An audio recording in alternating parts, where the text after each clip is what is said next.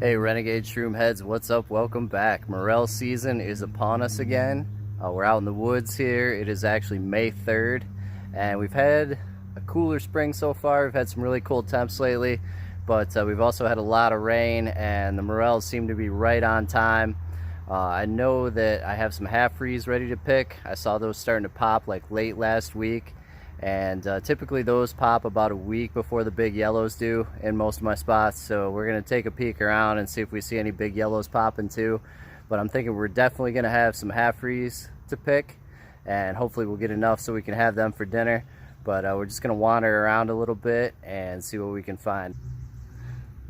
Alright, so this is one of the areas where I found a bunch of half-frees last year, and here you can see got a nice one there all ready to pick, and got another one behind it right there. So you can see it has those little points on the stem, those little conical points. That's where it gets its scientific name from. This is Morchella punctipes. A couple nice ones there. Got another little one coming up right there. Actually, we got some that look like they were probably ready to pick, maybe late last week too. Like this little guy, he got knocked over by something, probably a deer or something, and it's kind of dried out, so we're gonna skip him. But see another one back in there. Can you find it? That's a gimme. Right there. They are good at hiding, but a lot of times if you get low and scan the ground, you can see that whitish stem kind of sticks out. Got a nice little start there. One thing about morels, they have a really unique smell to them. Wish I had smell-o-vision. It is kind of mushroomy, but it's just really unique. And actually these half-frees, I like to eat these just as much as those big yellows. You know, some morel hunters, they don't like these half-frees as much. They kind of look down upon them, but not me. I think they're delicious. I'm looking hard here. I'm not seeing any yellows popping up yet. This is one spot where there was quite a few last year.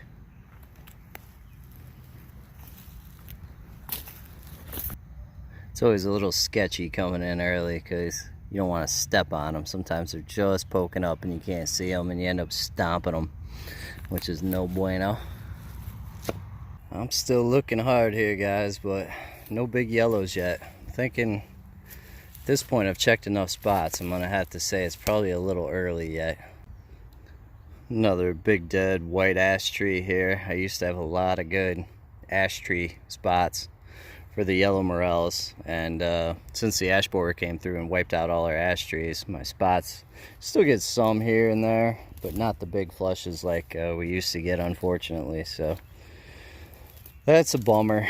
Now most of my best spots are definitely on the apple trees, but still worth checking the bases of these big dead ashes because I do find a couple now and then. Well, I've been looking and looking and looking here, but no yellows. Just finding a few half-frees here and there. So I'm thinking it's too early. We've got to be getting really close. That soil temperature's got to be just about in the sweet spot. And we do have some more rain coming tonight. You know, I got maybe about a dozen half-frees, and I'll be probably got enough to cook up. Small, but we'll see. Might have another flush of them coming, and definitely we'll have some yellows coming. We haven't had any shortage of rain, so hopefully we'll get some nice sized yellows when they start popping. But I'll keep you guys updated. If you're in New York or you know, anywhere in the Northeast, now's the time to definitely get out there and start looking. So even if you don't find mushrooms, you can always look for conducive spots. And now it's just getting started, and over the next few weeks will definitely be prime time. So I'll keep you guys updated.